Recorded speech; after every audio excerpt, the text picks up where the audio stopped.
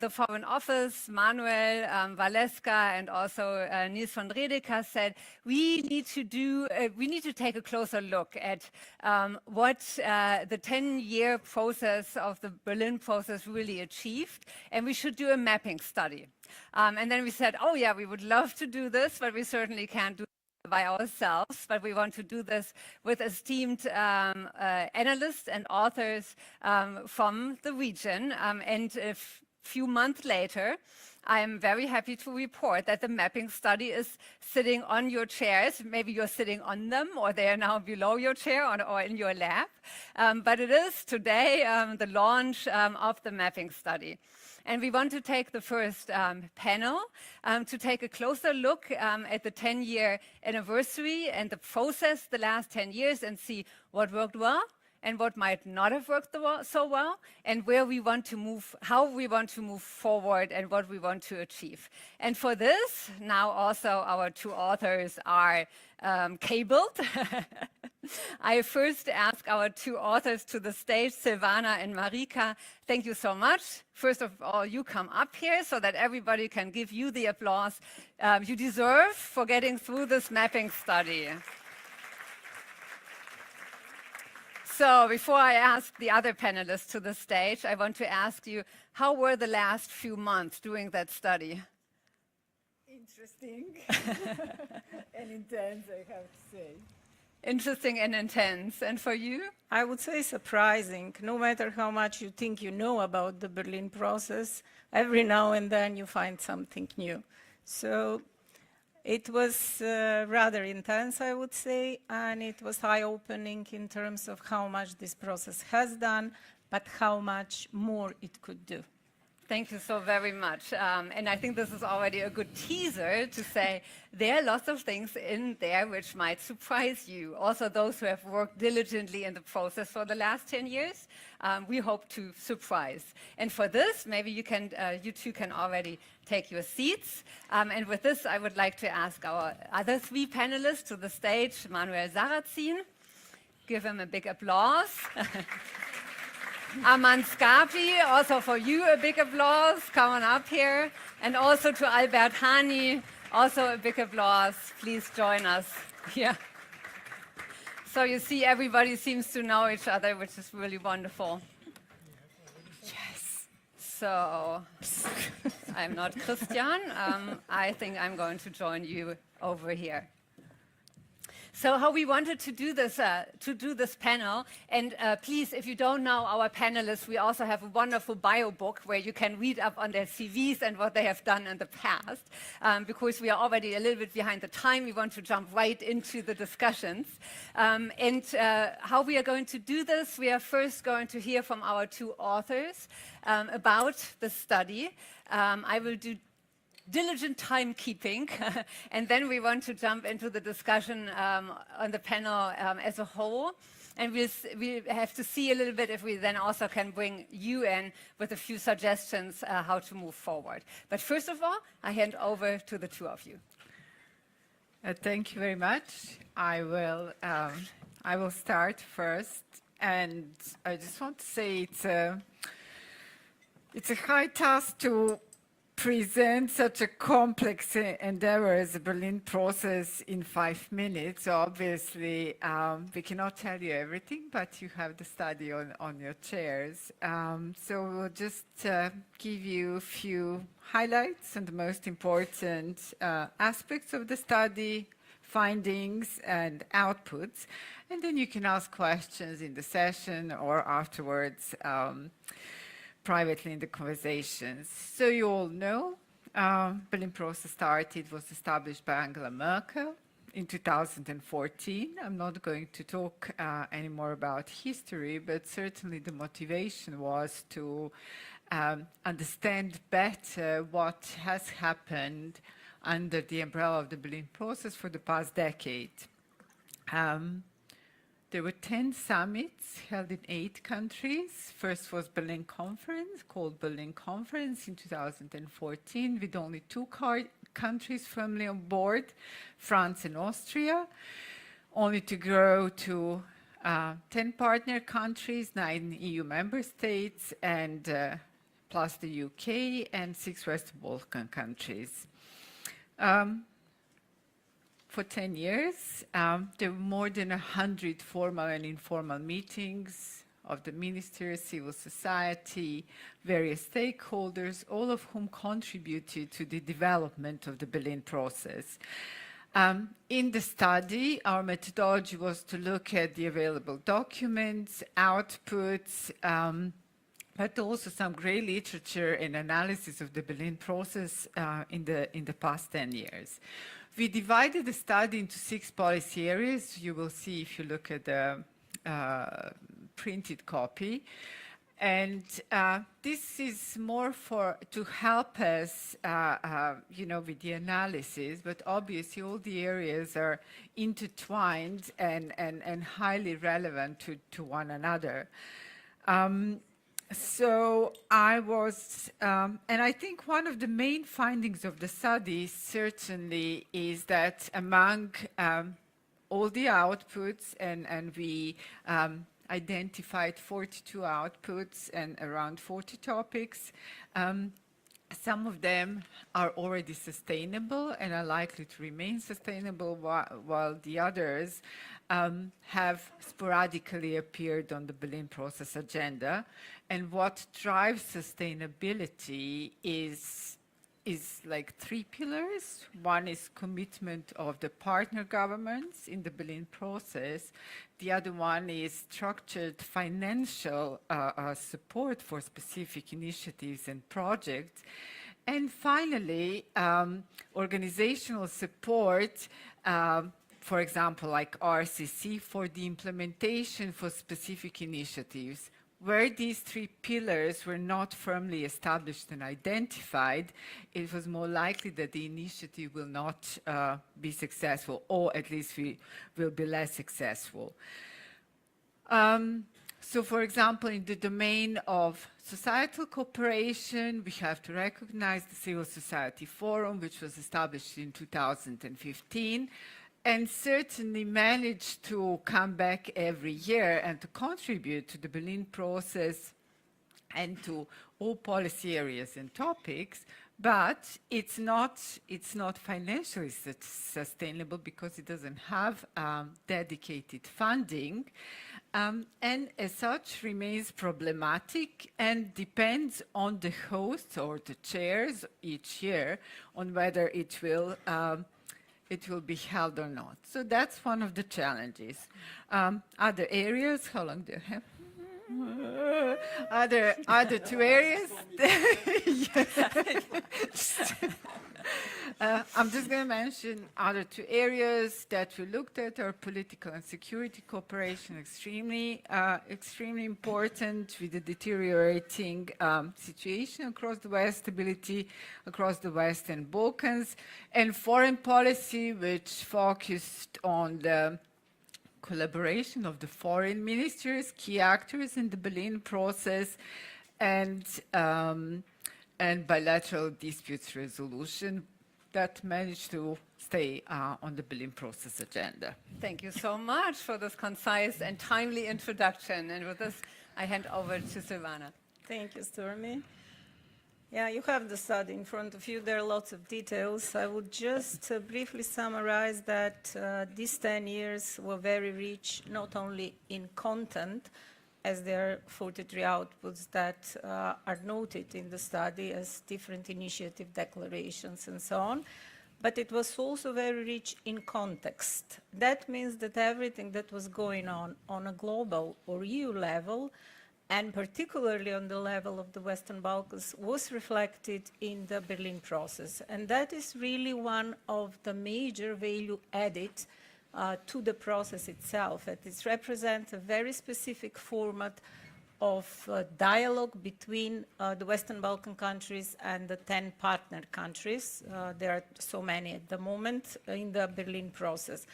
So the only thing that was not that was identified maybe as a challenge was that the process has not been institutionalized. That means it started with a framework of 4 years. No secretariat was set, no designated fund, and that's why we have quite a peculiar form of financing through different instances. However, that is one of our recommendations, that maybe a small secretariat will actually contribute to following the process in a way that it will be clear what are the achievements, what is the potential for further achievements, and what are the areas where still some work needs to be done. We have elaborated on 6 policy areas. I was working on regional economic cooperation, transport and connectivity. It was set as a one package, and that's one where we have really tangible results. One of them that is often mentioned is Rome as home regime, which enabled the countries to connect each other.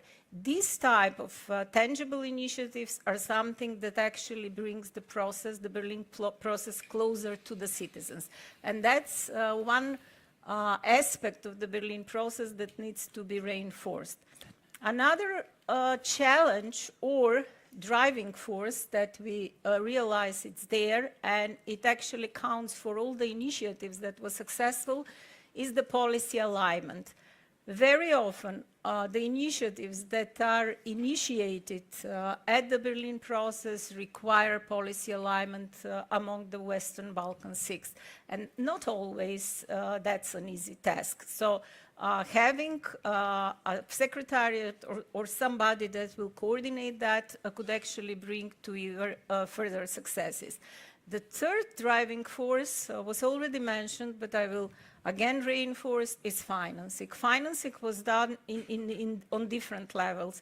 It was done by the countries that hosted the summits. It was done by the European Union through IPA program on financing different initiatives and so on.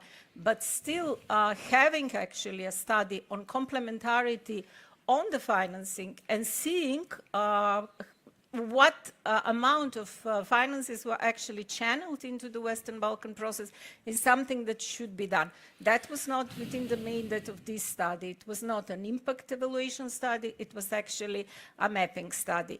And it was already mentioned by the minister, the keynote speaker previously, that now we need to focus on climate changes and so on. We have the green agenda, and we have also new topics that were introduced in the past 2-3 years. They're all noted in the study. So a need for more proactive approach towards getting better results and toward higher transparency with regards to these results, it's needed. And me personally, I'm really happy that this study was done because, as I said at the start, no matter how much you're working in certain area of the Berlin process, you will see that there has been much more done. And acknowledgement of the successful initiatives really needs to be done. And also, I hope this will be a further encouragement to the civil society to provide even a higher impetus of realization of the initiatives. Thank you, Stormy. Thank you very, very much. Just in case, if you're wondering why there is this chair, it's not that we have forgotten a speaker, but this is a chair for you to then also join us. It's not the hot chair. It's the chair to engage in the discussion. So this is your invitation to join us up here also in a little while. For the first round, I would like to do a very quick, fast answer round. What sometimes strikes me is when I meet people who are actually from the Western Balkans or from Germany who have been working on the process, and they're still saying, I really don't know or think what this Berlin process is about. And that strikes me sometimes as strange, because I think there's a clear definition, but there might not be. So the first round, I would like to ask all 5 of you to say just in one sentence what the Berlin process is about. And maybe I can start with Manuel. What is the Berlin process about? So, Stormy, there is the German author and poet Heinrich Heine, who once said the famous sentence in German, was Schläge sind, das weiß man wohl, aber die Liebe. So, what means being beaten up, everybody knows, but what love is, ... So, Berlin process is like love in this. Nobody can really say what it is, but everybody is trying to achieve something there. And I think today for us it is that Berlin process is that 7 economies managed out to vote together in CEFTA bodies on moving forward. One sentence. Thank you very much. Albert, what is the Berlin process for you? Well, there might be a definition, of course, but we as a peace building and reconciliation organization, of course, see Berlin process as as a noble initiative, I would say, that works on compassion and mutual respect among the communities in Western Balkans in order to create, as the minister said, new pathways to European family, wealthy and healthy there. Thank you so much. Secretary General, what would you say? Well, thank you for a very tricky question, because it's very difficult to summarize in one sentence what is Berlin process. But to do it more poetic and more empathic, I would say promoting love between Western Balkan countries and promoting love between Western Balkan countries and EU. So to say, bringing our region closer together and bringing the region closer to the European Union, in a nutshell. Thank you very much. I didn't expect our panel to be so poetic, but it's wonderful. Silvana, what is the Berlin process to you? Of course, we read lots of definitions about that, and we had interviews with the host countries over the year, and it was interesting to hear what Berlin process is actually for the people that were part of it.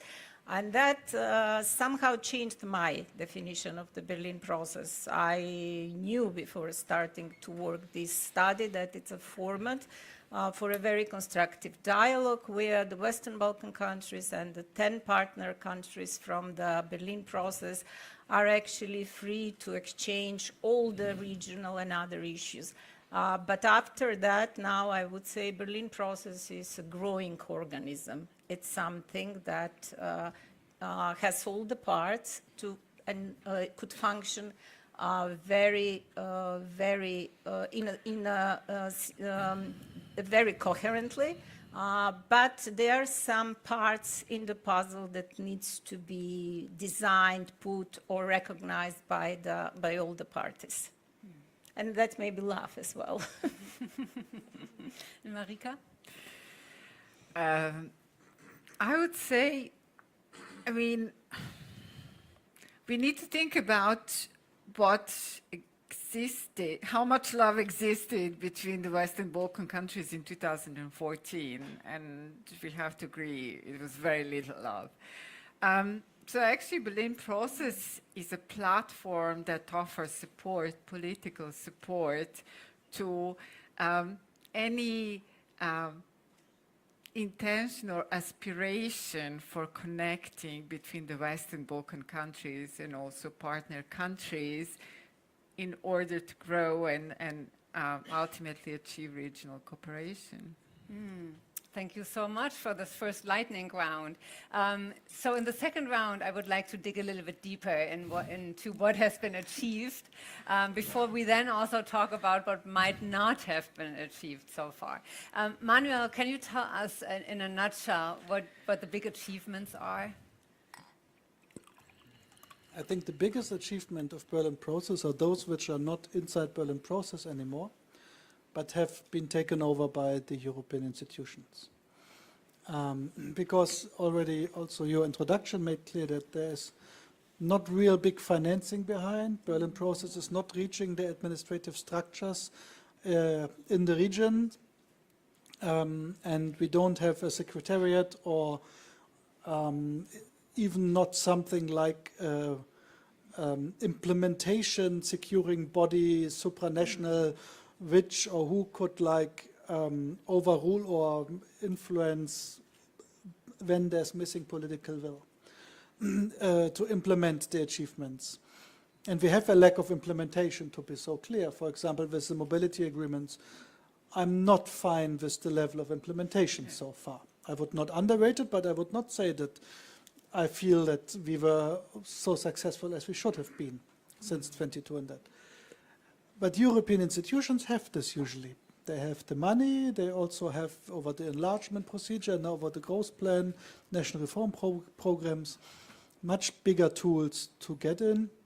And in many areas, like for example transport, also energy, they have the legislative part under their control, not only on the European side, but also for the bilateral relationship between every single country and the European Union, over the SAAs, for example. So as we see now. So I think this is the biggest thing, that there are many initiatives which are today seen as European or European institution-owned initiatives like Transport Community, which were actually originated in the starting from the Berlin process. And now we don't have to work anymore on them. They have their own life. They are adult in Europe. And I think that this is also important, that the Berlin process, when it started, it has been seen skeptical in Brussels to a certain extent. And today we see that if we work together with different possibilities of how we act sometimes, but with the same scope, in a European concert, that as a team we can reach more than in another way. I think this is very important. So this is, I think, the most important point of it. I think there's one more point which is interesting. One is a bit big and one is very small but important. The first is the situation when you have the partners from the region around a table, and some I see here, for example, Odetta, there is this, which you know, in human resources, you call it diversity stuff, that when you have different perspectives because of different human backgrounds in a room, this can be problematic, very annoying, a lot of talks, but it also creates momentums where you can achieve more. And we have been proved, we saw this happening, that the situation that, you know, all the so-called like cultural prejudices about how every country, you have the group from the region around, you have to agree on something, and it fits together, that the region belongs together, even when there's so much conflict, so much problems, so much history. And Berlin process was able to give a table where everybody wants to come to get this momentum sometimes, that everybody wants to achieve something together. The second is we have a fixed protocol. So all the questions of flags and nameplates and stuff are fixed, and because I think if we now try to start up a new Berlin process, it would never happen, because of the one guy would say the flag has the wrong color, you know what I mean. I don't want to be more exact on this. So this is, I mean, it sounds so small, but thanks to Angela Merkel, we can always say we have a fixed protocol, we don't change it, instead of having like this, for domestic political consumption, very important, but for results, not totally relevant point, blocking other possibilities. Then, of course, on some areas we are not well enough. Implementation of the mobility agreements, for example. I also think on reconciliation. I think 10 years ago we had the hope that there would be much better state of art regarding reconciliation, which we could facilitate in Berlin process. I think if we look to the region, I fear it's not as good as it was 10 years ago, while it was not very good 10 years ago. At least the big hopes and the ambitions and the projects which we had the hope that they would drive history to a more positive side, we weren't able to materialize them in the way. And yeah, so I would not say that it's just perfect or something like that. But I think this format can be very useful to also achieve things we weren't able to achieve so far. If we are also able to focus in a strategic way on concrete steps, and not try to overload with a lot of stuff, declarations, which are then forgotten the day after the summit or even the same evening. Thank you so much. For the last round, when we look into the future, we also will revisit the issue of institutional reform, what might we want to keep, like the protocol, and not touch. But maybe there are other things which there might be the need for a little bit of a reform. Albert, in Manuel's list of good points and implementation deficits, is there, from your point of view, what would you add?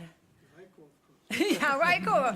Yeah, that is the lead over. He already mentioned Raiko, but through reconciliation, because Raiko, in fact, although we see that we can feel that not much is worked on reconciliation, Raiko is a resemblance, I would say, of reconciliation in the region, and the beauty of it is because it brings this spirit of reconciliation through youth, which is yet again something that is more acceptable for our politics than to come from somewhere else, especially if it is felt as imposed. I mean, yes, for having Raiko as a result of the Berlin process, for us poses a great burden in our shoulder, I must admit. It's not really easy to carry this burden because the expectations are very high from all stakeholders, including the civil society, but then our possibilities are really limited. I mean, we do a lot of work in direction of supporting youth in the region,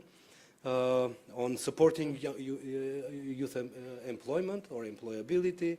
We support the secondary schools, so we don't just do exchanges among youth in the region, but we also do now connect institutions in regional level, which is another type of work in the region that for now it doesn't require a lot of protocols, but yet again somehow it functions. And for me it's also a recognition that a lot of work on reconciliation needs to be done. We also just recently started with the initiative of Saracen here, the Youth Cultural Fund, which is another dimension of triggering young people to really tackle the issues of the society through arts and music and all the elements connected to culture.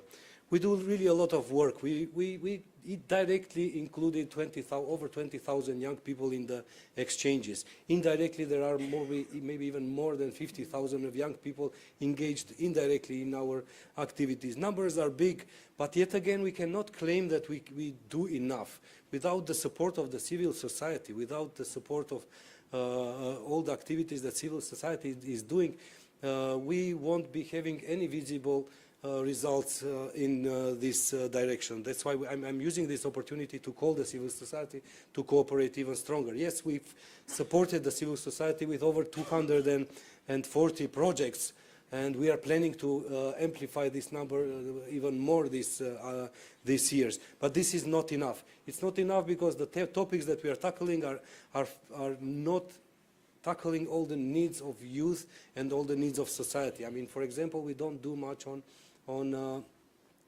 environment, and I wish we could do it, but we still don't have expertise in that.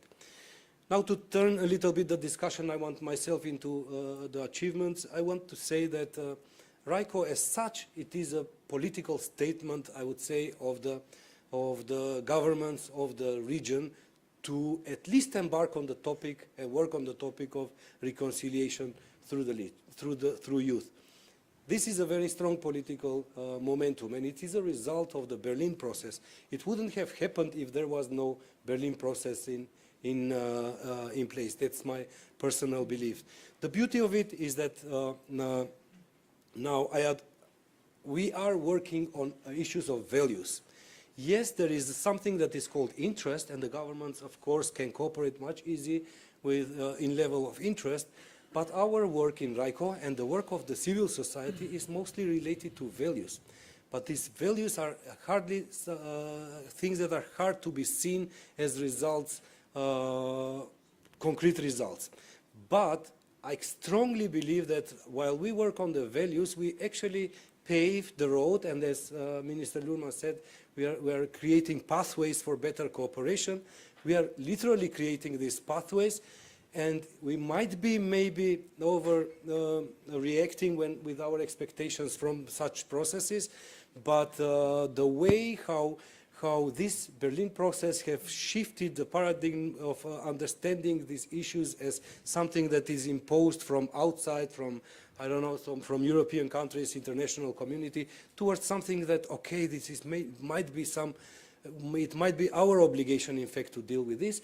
It's a big shift in paradigm, and it wouldn't have happened without the Berlin process, without the strong support, especially from Germany, France, and all the hosts of the Berlin process. Yet again, it remains our duty. I'm talking here also as also to civil society, to really secure ownership of this process in local level. Without that ownership, we will risk to constantly count the big results as the big failures.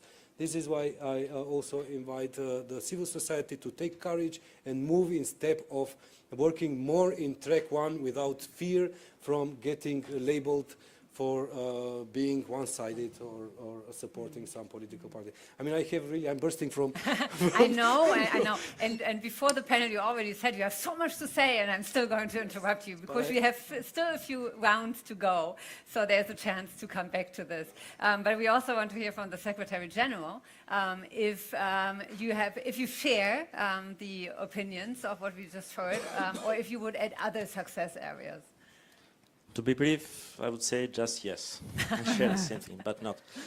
Well, actually, speaking from a perspective of a diplomat, working for a long time in the Albanian Ministry for European Foreign Affairs, Berlin process was perceived as, in the beginning, with a lot of skepticism, frankly speaking. I have to be very frank with you.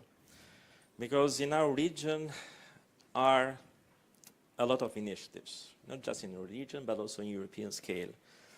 And all of them, or most of them, had one main focus: integrating Western Balkans as soon as possible to the European family.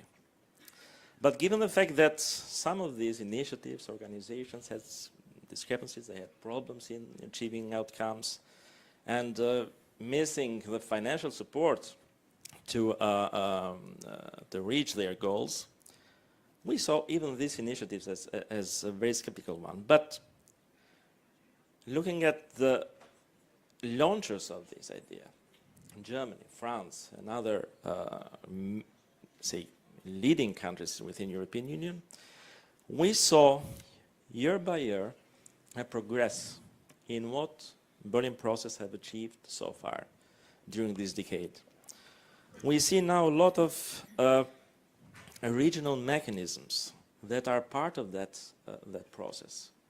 Here is mentioned RICO, or Western Balkans Fund, or Common Regional Market. So it's quite a number of initiatives which tend to achieve tangible results in first bringing the countries of the region closer together, and secondly, bringing the whole region. I was referring to the word love that I mentioned at the beginning, bringing this region closer to European Union.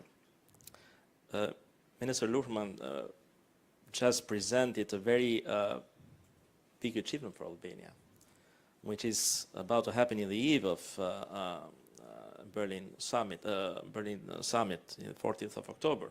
The next day, Albania will launch or will hold the second intergovernmental conference with European Union, namely starting the technical negotiations for accession to the EU for the first cluster of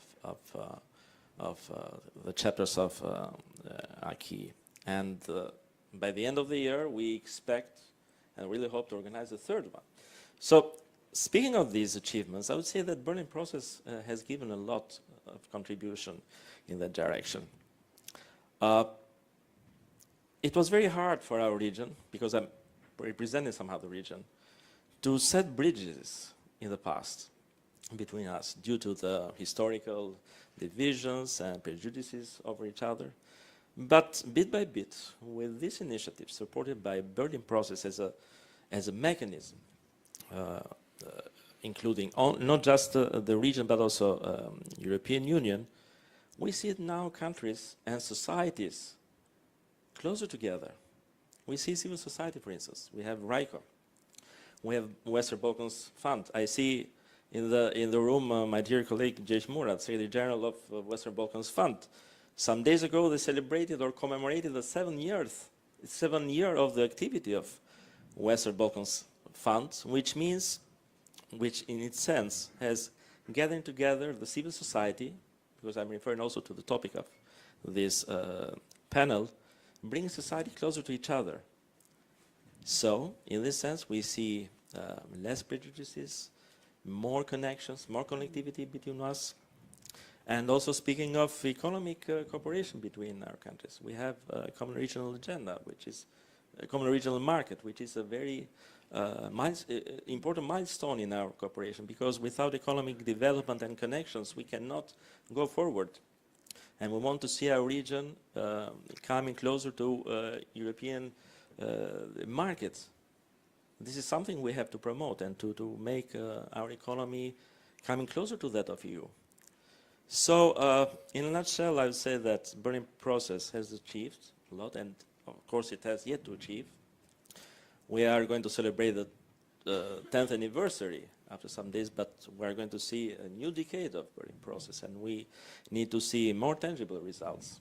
And in this respect, I would like to commend the drafters of the mapping study, and pretty much I fully agree with the findings of this study and the recommendations as well, because Berlin process needs, let's say, given also the similar initiatives, some point of reference, some mechanisms of organizing and again together all events in the framework of Berlin process, and also to need more financial mechanisms.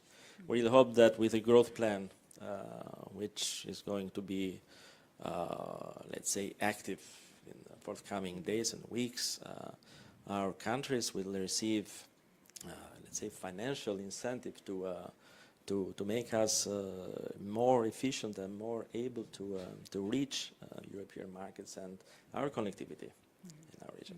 Thank you. Thank you very, very much. What I just noticed is that the picture which we are creating is very strange, with all the gentlemen on that side and all the women on that side. So I am going to join you guys over there to break it up a little bit. So this seat is open now. So who can I invite to join us for a few minutes? Yes, please, come on up. And the first one who dares always gets an applause. So please always introduce yourself, and always also say who you direct the question to, or it's to everybody. Hi, my name is Sokol. I work with CDI Albania and with React Lab in Kosovo. Basically, I congratulate on the study. I found it very interesting. However, I disagree with the recommendation of actually institutionalizing Berlin process. Recently, with the React Lab, we worked in research about the informality of the Berlin process, and especially the idea on the international governance system of informality and informal mechanisms functioning around the world. And we kind of found out that Berlin process functioned the way it functioned because of its informality, because it allowed for more flexibility and more agility in terms of how we address the topics, what topics we address, the way how we actually bring them to the Western Balkan countries. And we're saying this because, for example, many actually institutionalized mechanisms like CEFTA, RCC, even RICO, have been having a lot of struggles to actually bring the Western Balkan governments to agree on something. And the moment that they were institutionalized, they were actually brought to this idea of having a consensus among the partners to how to deal with the things. And for example, if you do that, it's not easy to keep some of the things in check, because there's always a consensus. You delete something and you don't allow this flexibility, agility, and address and bring new topics all the time unless the governments agree. Whereas in Berlin process, the chairmanship brings something, they kind of need to go with it because the importance of the Berlin process that it brings. So yes, the financial institution would be interesting to bring into that, but the informality itself actually brought way more results than any formal institutions in the region actually brought. That was one of my comments, which I would really like to hear more about from your perspective. And I had another question for the reconciliation process and the things that actually didn't happen in the reconciliation. I really want us to think about the way how reconciliation actually was brought into the Western Balkan. you know, like the top-down approach that was used. Yes, RICO uses a bottom-down approach when bringing it through the youth, but it's really important to acknowledge that reconciliation cannot happen out of thin air. For example, the way how reconciliation was introduced to the Western Balkan based on the Franco and German reconciliation process, it doesn't have the same premises in the Western Balkan.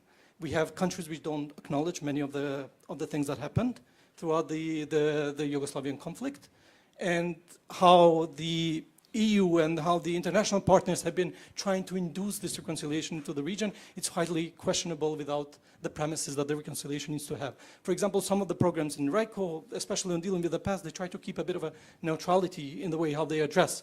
And I think reconciliation dealing with the past has nothing to do with neutrality, has to do with the fact, and has to do with the transitional justice and addressing things properly the way they were actually found. So I would really love to hear your comments on this. Thank you very much. So I think, no, you're going to stay here for a little while before I kick you off again.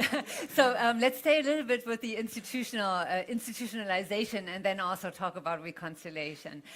So would you like to say something on institutionalization? I could do that, Yeah. but first I will ask you a question. So, how many of these initiatives that are listed here in Annex 2, if you had a chance to see, were you aware of? We have lots of pages here. How many of them were you aware that they exist within the Berlin process? I was for quite of them, like especially, I mean, I worked mostly on economical issues and also on reconciliation and peace building. I have the tendency to know more about that, but I was aware for many of I've been following Berlin process for so long, so I was aware for many of the things. I ask you this because it's not the intention to set up a rigid institutional structure that would actually run the Berlin process as an institution, but to set a secretariat that would actually monitor what's going on and to provide impetus to the initiatives in order to have also some impact evaluation. Impact evaluation has not been done in any of initiatives that are there. So the idea is that it's not SEFTA and TARCISI are very different organizations set on a different ground, and the way of decision-making in these institutions is different. The study has just came up. Of course, none of you had time to read it quite carefully. You will see also that at the end, in the conclusion, we also conclude that the format of the Berlin process stays the same. So we have this informality and so on. Maybe as a civil society, sometimes we are afraid of this institutionalization. But I'm from the academia, so I have this tendency to advocate that some institutionalization is needed in order to know what we are doing and gather better results. But any comment and any proposal is, of course, very welcome, and that's why we are here. Marika, do you want to jump in? Yeah, sure. Thank you for the question. It's a very good question, of course. And we actually state at some point in the study that one of the advantages of the Berlin process is that informality allows it, and we highlight that as a positive thing, that informality allows it to bypass the complicated bureaucratic structures of the EU accession process and actually allows, engagement around certain areas, even if they're covered with the acquis, within negotiation frameworks. It allows to engage with these areas directly and to, to come up sometimes ad hoc with funding or with some ideas, or ultimately to ask the Western Balkan governments, what do you need? Do you need specific support in these areas so that you can achieve so and so? But as Silvana already said, the problem is coordination and monitoring, for which we think that Secretariat would be useful. And also there is another big debate about whether it should be just 10 partner countries, so 9 EU plus UK, or whether it should be open to more countries. And ultimately, the participants of the Berlin process and the previous chairs, they all pretty much said, you know, we kept it. There were other countries interested to come on board, but we kept the lower number of countries to make the communication easier and to actually achieving results easier as well, which doesn't mean that there is communication with Visegrad 4, there is communication with some other EU member states, but through different initiatives.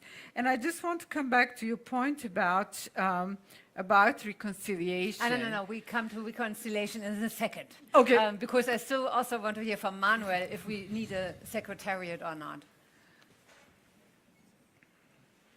I will not give a clear answer on that because, frankly, I think there are pros and cons. I think there are important pros, but there are quite striking cons. So I think to put the idea is very important to discuss the pros. The one point is that we don't have a real institutional memory for Berlin process. It is mainly the German government and the civil society, to be so frank. And then, of course, some other governments as well. But even in the German government, we have staff changing. And if after 10 years, also, you won't have automatically like institutional memory. Like, I don't know exactly how it was 10 years ago. And I don't know, I mean, we could call Angela Merkel always. But I think there are not many people, there are some left in some positions who you could call like 10 years ago, you had this and that position. Like, how was it then? But not like officially or institutionally. And this is, I think, a problem also regarding the overview on the implementation and the reminding of the necessary political will to implement. The other point is, one of the strengths of Berlin process is, and to be very frank and not diplomatic, Foreign Office not listening now, Niels. Today the Secretariat is the German Chancellery. This means if German Chancellery is inviting for a video call, it is quite different than the Secretariat of Berlin process is inviting for a video call. So it's a kind of informal formality. And I don't know exactly, there is a tendency if you have a Secretary General, then he's responsible for doing all the stuff, and then the governments could feel out of responsibility. So I don't know exactly how to solve this, but I see there an important minus. Especially also we have in the European Union a structure of a council presidency and a rotating presidency, and it would be, should it be a copy or not of that? So we would have to be very clear on that. So there are pros and there are some cons. And the final contra has been named by you, and I think Albert knows it the best. Which country would give the first chair or the first Secretary General? And then you have to reach consensus about it, and then the probability is high that it would be blocked at a certain point. But do you want to have a German chair?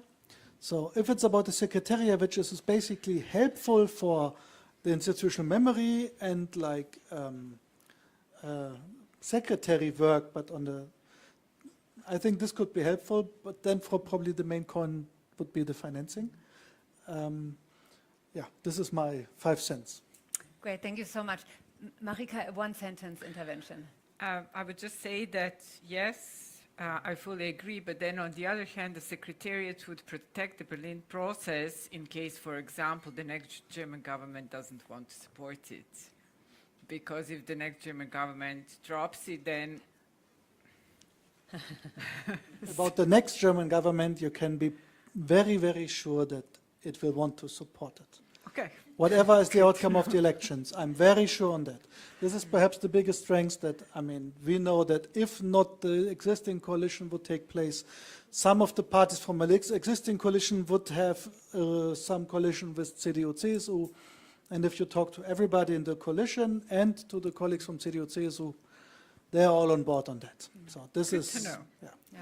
And it's really, when you also talk to parliamentarians from the different parties, they not always love each other. There's a lot of fighting, but they are all on board on the Western Balkans. There is really a lot of unity and continuity on that issue. We now want to also talk about reconciliation. And since Reiko was also mentioned a few times, can I ask you to jump in? Well, I also wanted to say some words for institutionalization. I'm part of the story. I will just say one sentence. I mean, just for your information, we are already cooperating in regional level. What mostly we as regional initiatives need is synergies and coordination of activities and discussion about our mandates, projects, activities. This is something that we already do. We meet regularly with all the regional initiatives. This year it will be in Vienna, the energy community is organizing. There are also the special envoys for Western Balkans. They are also entitled to deal with these issues. The Sherpas are also there as contact points. Maybe, I mean, I hear for the idea for the first time, maybe it is good, but in my understanding, and you know, it's in our culture, we say if you want something to fail, form a commission. So we want those procedures and structures, but in this case, I think we should be hooked towards the topics that we are working, towards the target groups that we are reaching, and only focus on the results there. Now, this is also connected to consensus. I mean, the question maybe it's later I will talk about it, but yes, it is one of the biggest difficulties. As I said, it is these regional initiatives are political statements. It's very hard to reach consensus. I mean, everything is seen through ethnic lenses. You know, you were part also of Reiko, you know how difficult it is to work on commas, on asterisks, on flags, on this and that, and you know that every single situation on the ground, every fight on the ground reflects directly in our work. However, this is exactly where I see personally the beauty of the Berlin process. It's nice to work with like-minded people. It's very nice to work with like-minded people and do... That wasn't me. The phone just clicked something. But the beauty of the Berlin process is exactly on that, to work on creating conditions for better understanding and the culture of communication that nurtures literally peace and non-violence into it. This is something that we missed all the time, and this is why we hardly sign any agreement today, because we see the others through enemy lenses. And this is connected to the last question with reconciliation. You're arguing that it is from top down the approach. I mean, I second your opinion, but I will also give some other arguments that are saying that, yes, the top-down approach, it doesn't give a feeling of ownership of these processes of the heart, but have in mind that there are a lot of initiatives on the ground that have worked a lot on dealing with the past. I see here, for example, Ms. Kandic and RECOM and all the initiatives that were very hard. These are very sensitive initiatives that are actually touching upon the interest of the political elite that doesn't really feel very happy to work on these issues. However, we know it is necessary because, as I said, we know we are creating values that will help politicians later to sign easy the agreements that they are now prizing everywhere, wherever they sit.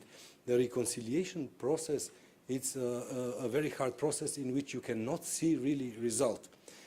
Top down, yes, and as you said, I mean, there might be a need for financial support. I mean, bottom up, but yet again, I think it should be a comprehensive approach of including all the stakeholders, from civil society to intergovernmental organizations such as RICO, to governments, really making them interested, and then, of course, the international community.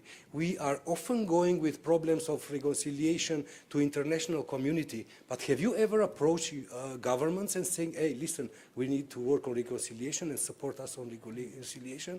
And this is maybe our fault. We need to trigger them by also problematizing these issues as much as it is possible, so they understand that when we go to them, they need to really take it seriously. Like this, they are only expecting from foreigners to support this initiative.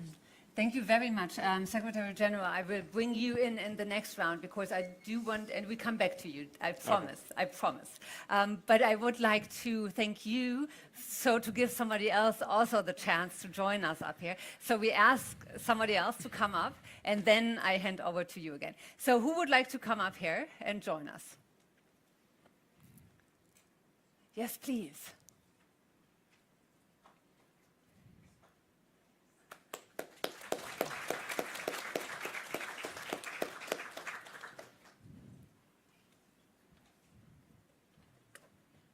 Yeah, and please introduce yourself. Absolutely. So my name's Ellen Dellas. I'm from the Kvinna till Kvinna Foundation. We work with the Western Balkans on kind of using the EU accession to promote women's rights in the region and work together with a lot of brilliant partner organizations across the entire region. Okay.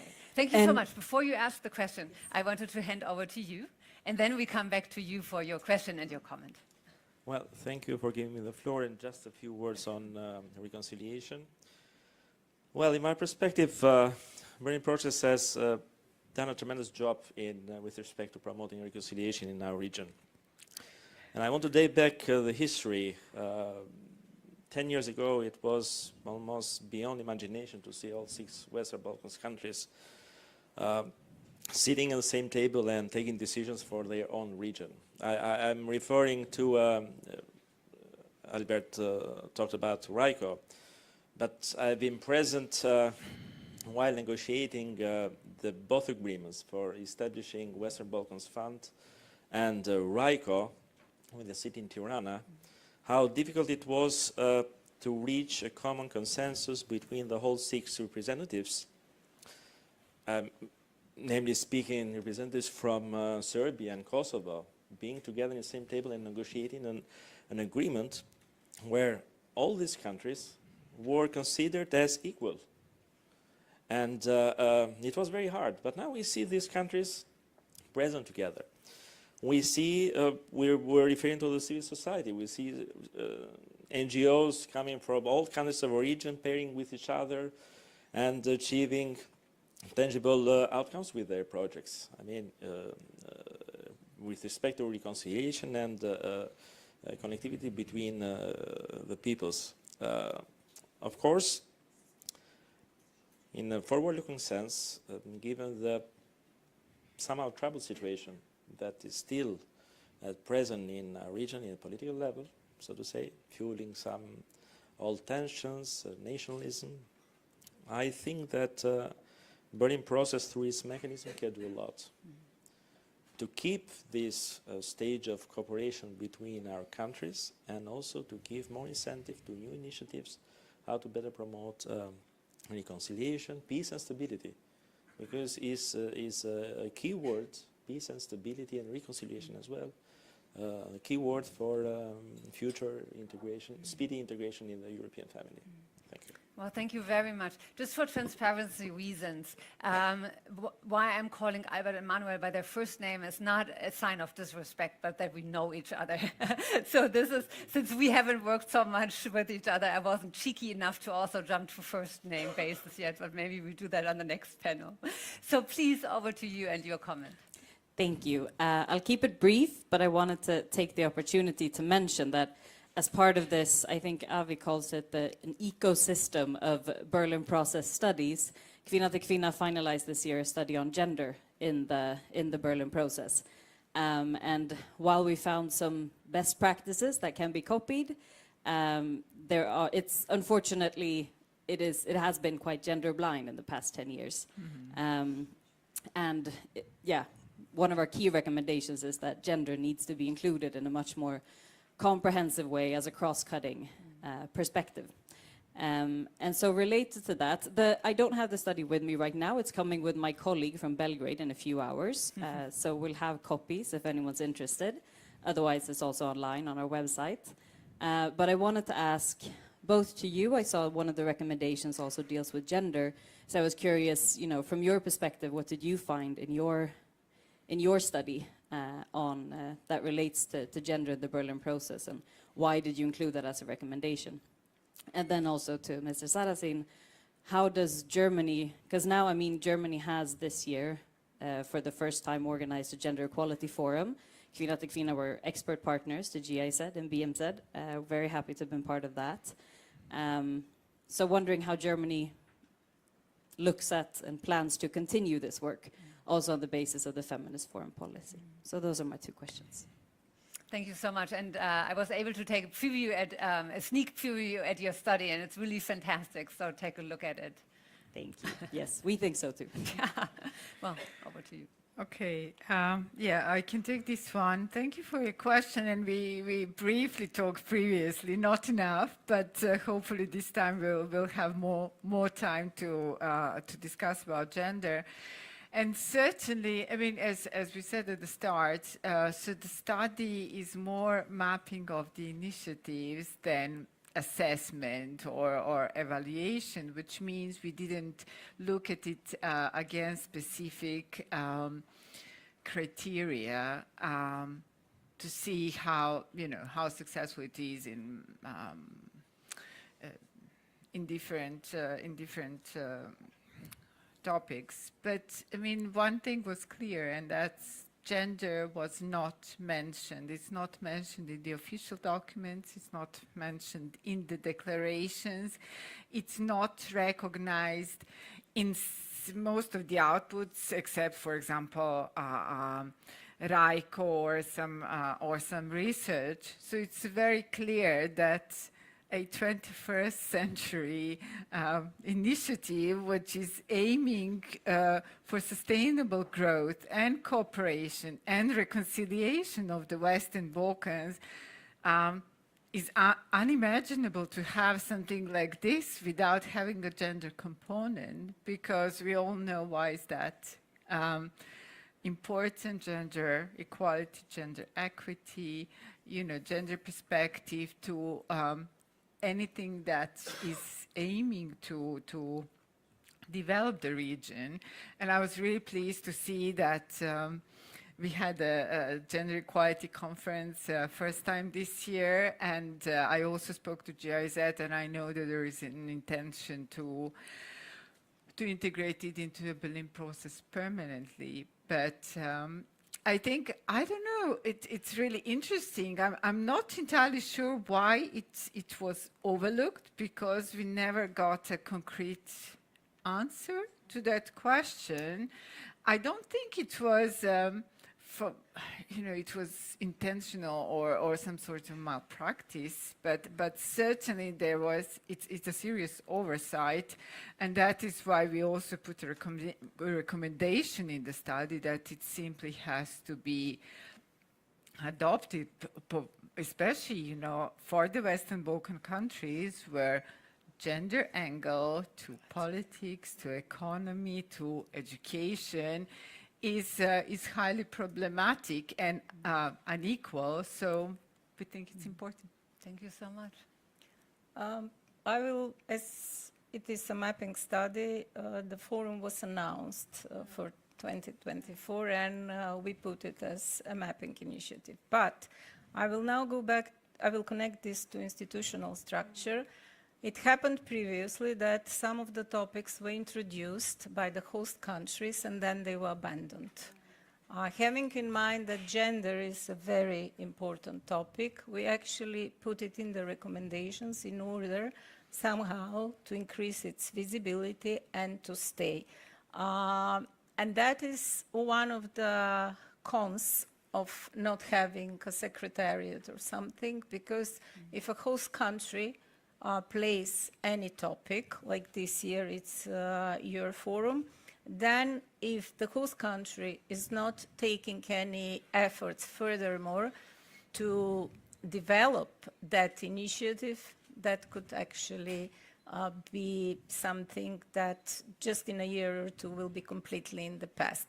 That happened, for example, with the health issues. It was introduced during the COVID. Everything was about it in the Western Balkan Summit in 2020, organized jointly by Bulgaria and North Macedonia. And that was completely abandoned. And there is certainly something that should be talked about, topics related to health. So I gave this explanation just to say there is no specific reason, as we were not doing the impact evaluation and we were not also making any assessment of why it was not included before. But okay, it was announced, it's very important, it's also very much related to the Sustainable Development Goals, and that's why we highlighted it. That was the reason to stay there and to develop more. Thank you so much. Manuel, do you want to jump in? Yeah, perhaps first, I also know from us, but also from GIZ and our partners from the Development Ministry, which is financing actually the gender event, and your cooperation is longer already there, that they are very delighted with it and they want to put this on a permanent basis, and which is fine. But I want to say two things. First is, I think it is relatively obvious that it's relatively easy to promote the first step of gender mainstreaming, which is having more awareness and rising of the specific gender-related perspectives on things.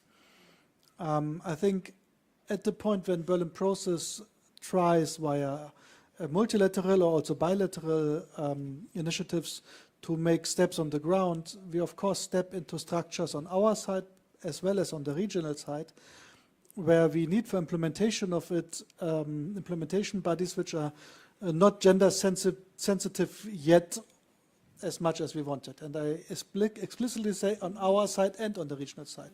This is not only for the gender topic, I think, frankly, this is all even for the climate topic. For example, we invest in an energy market bilaterally in the region, but you know the energy market in the region, as everywhere, is sometimes a bit political. But then you invest usually via government cooperation, and quite easily you are within structures which are perhaps not perfect, to cite diplomatically. And this also happens to this. So I think there's big points coming up there, but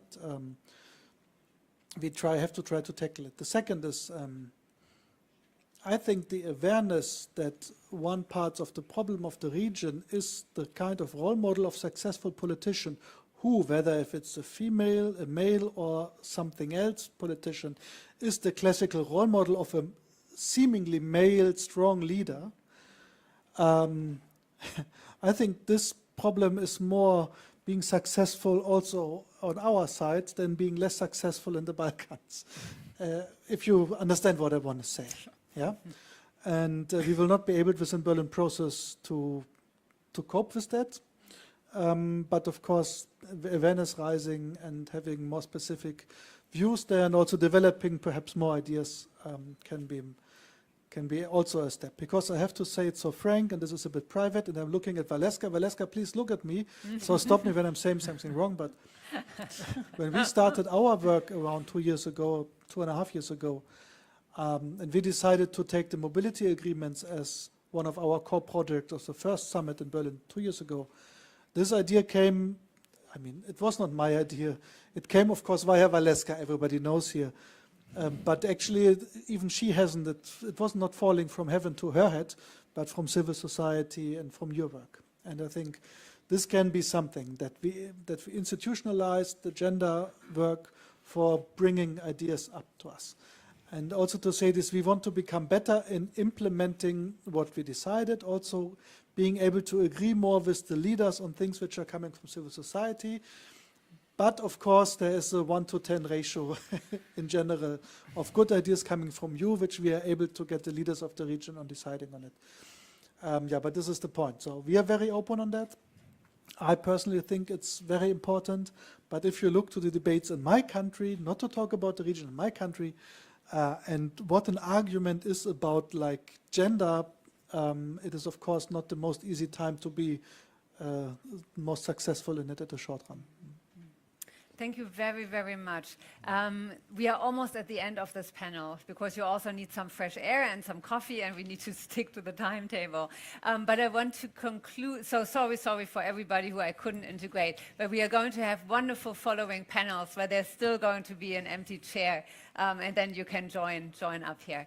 I want to close this round off by taking a look into the future, into the summit itself, and I want to ask you one question and looking forward to a short answer.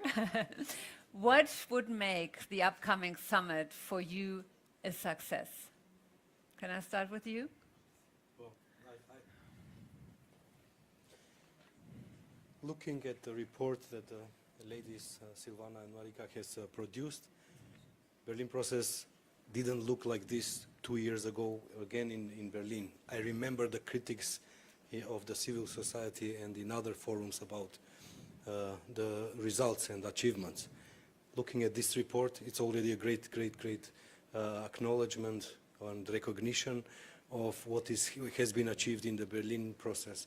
And now looking forward, I'm really, I'm only thinking in direction of keeping and maintaining good relations with all the stakeholders in Berlin process in order to bring as much as it is possible results and just create expedited path towards the European family.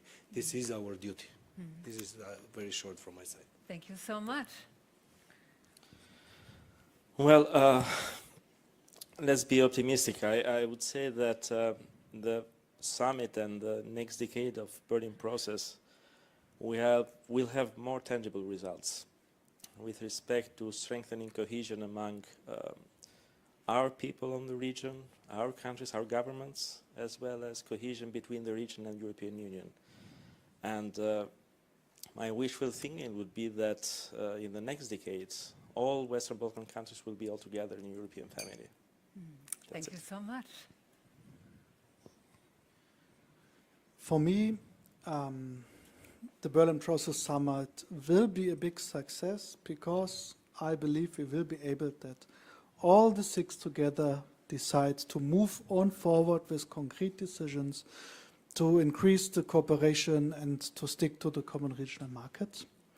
And that today we were able to have agreements decided in CEFTA with all seven, so plus Moldova, but not with a -1, with everybody on board, is a great signal for the summit. And I hope we will also be successful in this way with the action plan, the new action plan for common regional market. And I think this is the big success for the summit, which is linked to the political will of the leaders in the region to, after all the trouble we had before, which was quite visible in an unusual way, to get this done. Yeah, and I think we can be, this will be, I'm quite hopeful to say diplomatically, this will be a good news that in Berlin Process Summit, still after whatever is, and in these difficult times, in the end, everybody sticks together as a bunch of group of Western Balkan 6. Thank you so much.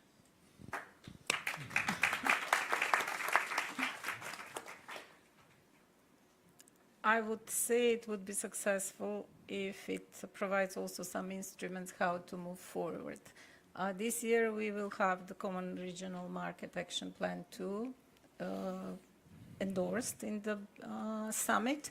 But last year, let's not forget that in the declaration of the summit that was held in Tirana, they said a further policy alignment is needed in order to achieve results. So I would say it would be successful if the thinking of the leaders that will sit on the table is focused more towards the results.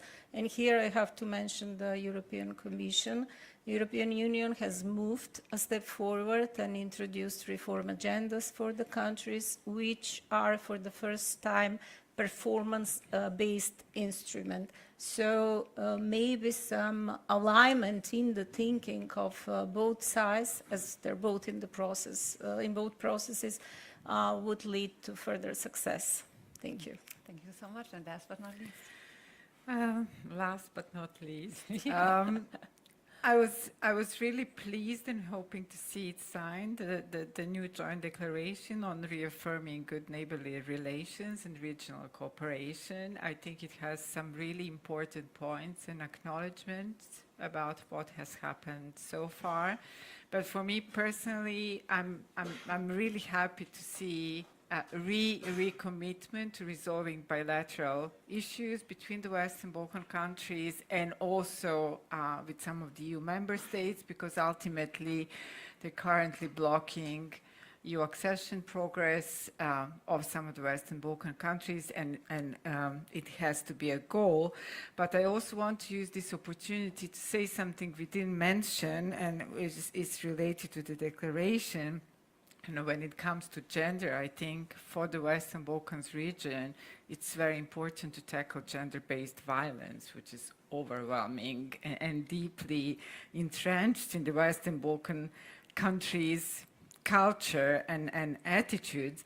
And I think this declaration recognizes vulnerabilities and seeks for solidarity and trust and security in the Western Balkans region, and I really hope that this will be a machine that will take Berlin process forward on healthier legs, if you like. Thank you very, very much.